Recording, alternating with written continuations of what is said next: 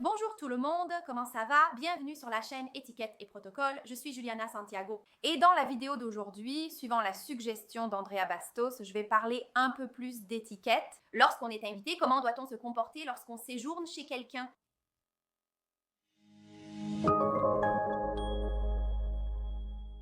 Dans cette vidéo, j'ai sélectionné 7 pratiques qui sont importantes, je dirais même fondamentales.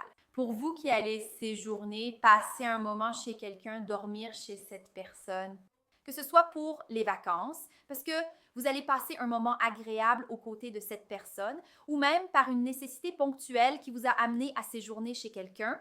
Le premier point, c'est vraiment de faire attention à la quantité de bagages que vous apportez chez la personne qui va vous héberger. Alors, imaginez, vous allez passer 5 jours chez la personne et vous arrivez avec 3 énormes valises, n'est-ce pas, qui tiennent à peine dans la maison de cette personne. Donc, faites attention à l'excès de bagages. Essayez d'être une personne un peu plus minimaliste, une personne qui n'emporte que le nécessaire. Un point important à ce sujet est de demander à la personne ce dont elle a besoin. Alors, demandez si vous devez apporter des serviettes, si vous devez apporter vos vêtements de chez vous, voire même éventuellement votre oreiller. Demandez, posez des questions pour ne pas être prise au dépourvu. Et c'est un point très important parce que vous montrez, même sans le vouloir, que vous ne voulez pas déranger. Et nous, quand nous sommes invités, nous ne voulons pas que notre hôte ait cette impression et l'hôte non plus. Il se sent un peu plus à l'aise parce que parfois tu dois apporter une serviette chez ton ami, mais il n'ose pas te le dire. En demandant dès le départ, tu évites tout cela et simplifies beaucoup les choses. Le deuxième aspect, c'est vraiment d'apporter un cadeau à la personne qui va t'héberger. Alors, n'oublie pas d'apporter une petite attention. On en a déjà parlé dans une autre vidéo sur la chaîne.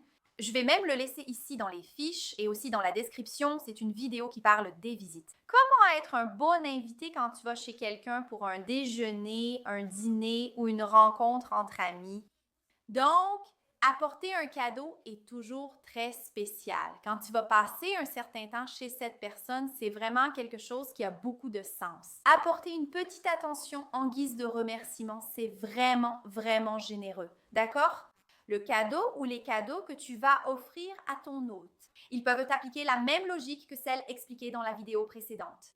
Donc, ce sont des choses plus neutres, parfois quelque chose pour la maison ou une bouteille de vin, une boîte de chocolat, mais bien sûr, cela peut aussi être quelque chose de plus spécial. Comme c'est quelqu'un qui va t'accueillir pour que tu puisses loger chez cette personne, en général, tu as un degré d'intimité un peu plus élevé avec cette personne-là, donc tu la connais très bien. Essaie d'offrir un cadeau qui ressemble à la personne et qu'elle reconnaisse, que tu as choisi avec soin, que tu as vraiment cherché quelque chose pour pouvoir remercier et montrer ta satisfaction envers cette personne, pour t'avoir accueilli là-bas pendant cette période de quelques jours. Pour revenir brièvement sur la question du travail que j'ai déjà évoquée, une chose qui va beaucoup faciliter, c'est que l'autre va remarquer que tu es une bonne invitée, que tu vas vraiment être une bonne invitée. C'est quand tu arrives à résoudre tes propres problèmes toute seule, n'est-ce pas? Très souvent, on reste chez quelqu'un et puis, par exemple, tu as oublié ta brosse à dents, alors tu vas voir l'autre et tu dis « Oh là là, j'ai oublié ma brosse à dents ». Et puis, je ne sais pas, tu oublies le chargeur de ton téléphone portable, alors tu vas voir l'autre. Oh là là, j'ai oublié le chargeur de mon téléphone. À chaque fois, d'une certaine manière, tu montres à la personne que tu as besoin de quelque chose.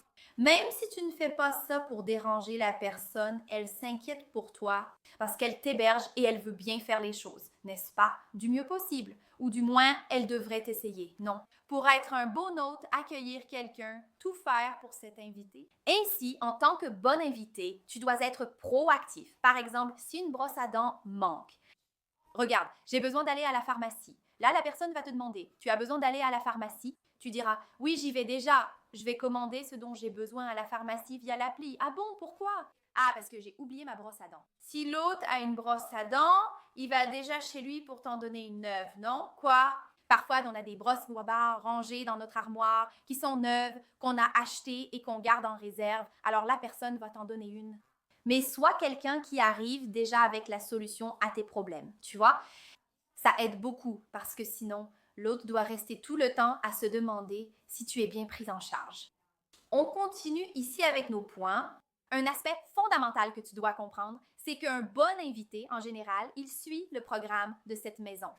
Donc, si tu es une personne qui aime, par exemple, dormir tard, si tu aimes te réveiller à 1 heure de l'après-midi, rester dans une maison où les gens ont l'habitude de se lever un peu plus tôt. Parfois, cet ami à toi qui aime se lever et faire 1000 activités le matin n'est pas une bonne option. La meilleure maison pour toi ou séjourner, c'est celle où un bon invité finit par s'adapter au programme de cette maison. Donc, si le petit déjeuner dans cette maison a un horaire précis pour être servi, n'est-ce pas? Par exemple, les gens prennent le petit déjeuner à 7 heures, mais tu peux le prendre à 7h30 ou 8 heures. Ici, il s'agit d'un vaste espace. Par exemple, les gens prennent souvent le petit déjeuner vers 7 heures ou 7h30. Tu prends ton petit déjeuner à 11 heures alors que les autres pensent déjà au déjeuner. Pour être un bon invité, il est essentiel que tu penses, oui, à t'adapter à cette situation, à cette maison où tu es hébergé. Et si ce genre de routine ne te convient pas, alors je te recommande de loger chez quelqu'un d'autre ou même de chercher un hôtel. Comme ça, tu auras plus de liberté pour gérer tes horaires et ton style de vie. Avant de continuer à te donner ces infos pour devenir un excellent invité es-tu déjà abonné à la chaîne? Tu as déjà aimé cette vidéo? As-tu activé la cloche pour recevoir les notifications? Ainsi, tu sauras dès qu'une nouvelle vidéo sort. Ici, sur la chaîne Étiquette et Protocole, on a une vidéo chaque semaine. Et n'oublie pas non plus de me suivre sur les réseaux sociaux Étiquette et Protocole pour avoir accès à encore plus de contenu. Donner plus de conseils, je reste présente en poursuivant avec ces aspects différenciants. En parlant encore un peu plus de routine, un point important auquel tu dois penser, c'est que tu n'as pas besoin de tout faire. Avec l'hôte de cette maison, tu peux te sentir à l'aise pour faire d'autres sorties, pour te promener. Parfois, la personne, tu sais, l'hôte de la maison, il est dans une routine de travail, alors que toi, tu es vraiment là pour profiter. Tu es dans cet état d'esprit, tu vois. Tu es plus en mode vacances. Tu peux parler avec cette personne et lui dire que tu veux faire une sortie et que l'autre n'a pas forcément besoin de t'accompagner dans tout ce que tu vas faire. Bien sûr, il est essentiel que si tu veux rencontrer d'autres personnes ou même faire d'autres sorties sans l'autre, tu lui demandes s'il n'a pas déjà prévu de faire quelque chose avec toi. Imagine que tu loges chez un ami. Il a tout organisé pour passer la journée entière avec toi, te montrer plein de choses sympas de la ville, bref, faire plein de sorties différentes. Et toi, tu veux aller voir un autre ami à toi qui habite dans la même région? Ça ne va pas le faire. La personne va être super déçue parce qu'elle t'héberge. Elle est super contente d'être là avec toi. Mais comme je l'ai dit, si la personne a sa propre routine de travail, elle ne pourra pas sortir avec toi. Ne sois pas la personne qui attend toujours l'autre pour tout faire. Va découvrir le monde, fais un tour en ville, sois indépendante. Cela rendra le processus plus simple. La personne ne se demandera plus est-ce que Juliana aime bien? Oh là là, ces jours passés ici à la maison lui plaisent-ils? Quand elle voit que tu es déjà en train de faire plein de choses, que tu t'impliques, elle va se rendre compte que tu adores être là. Et tu ne vas pas non plus lui donner du boulot. Dans la vidéo, j'ai évoqué l'histoire des bonbons et le fait d'avoir beaucoup de bagages. Et en effet, cela peut vraiment gêner un peu l'espace de l'hôte. Mais un autre point fondamental, c'est d'être vraiment organisé. Donc, par exemple, tu as utilisé la salle de bain pour prendre une douche, mais la salle de bain est mouillée. On va sécher la salle de bain. Par exemple, tu t'es réveillé le matin. On va faire le lit. Adopter certaines habitudes qui vont vraiment montrer à la personne que tu prends soin de sa maison comme tu prends soin de la tienne, ou du moins comme tu devrais, n'est-ce pas? Prends-tu parfois soin de ta maison? Tu ne fais pas ton lit tous les jours? Mais quand tu es hébergé chez quelqu'un, essaye d'adopter ces habitudes qui rendent la maison plus organisée, n'est-ce pas? Une atmosphère plus agréable fera toute la différence pour que la personne te reconnaisse comme une bonne invitée et que tu puisses toujours passer quelques jours chez ton ami, n'est-ce pas? Recevoir des invités chez c'est vraiment quelque chose que j'aime beaucoup et séjourner chez d'autres personnes aussi, c'est très agréable. Même quand on a des amis avec qui on est proche, avoir ce contact et cet échange quotidien, n'est-ce pas? Être aussi présente dans l'intimité de la personne, c'est vraiment quelque chose de très agréable et qui rapproche beaucoup de l'autre personne.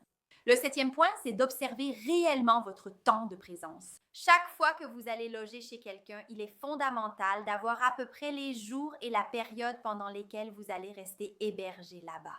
Par exemple, est-ce pour 3, 5 jours ou une semaine? Quelle durée? Bien sûr, il peut arriver des situations inattendues où vous devez rester un peu plus longtemps ou même devoir partir plus tôt. Tout cela peut être discuté, d'accord? Mais sache que quand tu vas chez quelqu'un, en général, il y a un jour pour arriver et un jour pour partir.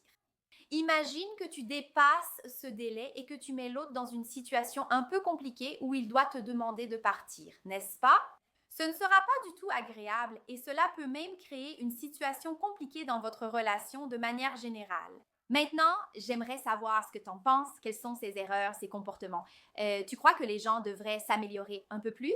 Toi qui as un ami qui est souvent hébergé ou toi-même qui séjourne souvent chez les autres, qu'est-ce que tu penses que tu pourrais aussi améliorer? Je veux vraiment savoir, comme je l'ai dit ici, une autre vidéo parle de l'étiquette des invités pendant celle-ci. Quand tu vas, par exemple, à un déjeuner ou à un dîner chez quelqu'un ou que tu vas rendre visite à quelqu'un, en fait, je vais laisser la vidéo ici à côté pour que tu puisses la regarder tout de suite après.